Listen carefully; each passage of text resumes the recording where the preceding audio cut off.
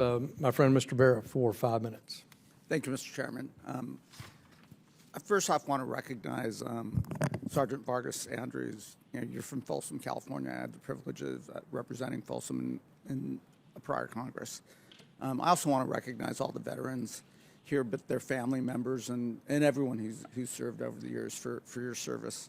When I meet a veteran, I don't know if they're a Democrat or a Republican, and when they serve, they're just meeting the task that's in front of them, the mission that they've been given. So thank you and be proud of that. I'm glad that my colleague, Representative Green, talked about that. You should be proud of your service. We're proud of your service. So for all the veterans, the men and women that served and their families, thank you for that. And we're proud of you. But Lieutenant Colonel Mann, you did talk about the healing process and what we need to do in the pain. And we certainly saw it with Vietnam veterans who returned and suffered in silence for years. Let's learn from that. Let's try to start the healing process. And we've touched on a couple things that we could actually do. We can't rewrite the past, but we can, by understanding the past, understanding mistakes, learning from those mistakes, we should do that oversight. And I think we all agree upon that. We should not abandon the Afghans that helped us, that supported us, their family members. I'm proud to represent Sacramento County, which I think is the largest, has the largest population of Afghan refugees. I know my staff in those days in August and September, submitted over 10,000 names for humanitarian parole. The calls that they were getting, were heartbreaking.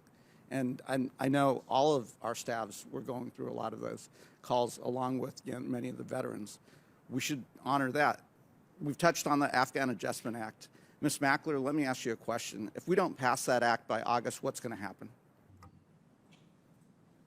Tens of thousands of Afghans who are evacuated will remain in limbo at risk of deportation, unable to begin their lives, unable to move past this moment and keep going towards safety and protection. So to my Republican colleagues, to my Democratic colleagues, that is a tangible thing that we can do. We can pass the Afghan Adjustment Act. We can certainly protect the folks that are here. State Department was overwhelmed. I'm glad that some on the panel have talked about the individual members who stepped up and went beyond their call of duty. Let's fix this problem. Let's continue to get folks out of Afghanistan, family members, women, and others that are at risk to the best of our ability. We can do that. Lieutenant Colonel, you touched on the moral injury, and we certainly have to think about what that looks like, understand it, and then think about what we need to do to heal that moral injury. Do you have some thoughts on how we should approach that? The one thing that I haven't covered yet is we did one of the guys in Pineapple did an interview with a gentleman named George who lives in Fayetteville, North Carolina. And George has been very, very active. He's as a former Green Beret in evacuating partners into North Carolina and settling onto farmland that he's helped them acquire. The interesting thing about George as a Green Beret is the indigenous partners that he's evacuating are Montagnards. He's a Vietnam-era Green Beret who has been evacuating Montagnards for decades. And his nonprofit has been doing this very, very successfully. And when asked, George, how long are you going to do this? And he said, until I'm dead. And I think the point that this goes back to one of the comments that was made earlier, I believe it was by Congresswoman Titus, about why weren't we, talking to the Trump administration and previous administrations about what was going on.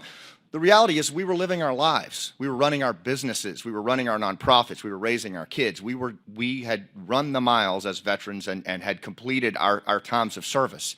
And we were drawn back into this, not of our own volition, but by a set of circumstances that we could not stand for, that we couldn't, people ask me why I got involved with this. I said, because my 3 boys are watching me right now.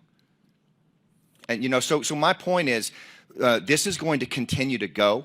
And what we've got to do is to find a way to responsibly relieve the veterans of this burden, or the moral injury recovery is going to be very difficult. Well, and that's something that we have in our power, that we should do and undertake as bipartisan members of Congress, to think about how we can work with the State Department administration to address that and relieve you of some of that burden, but to get the mission done, as you did.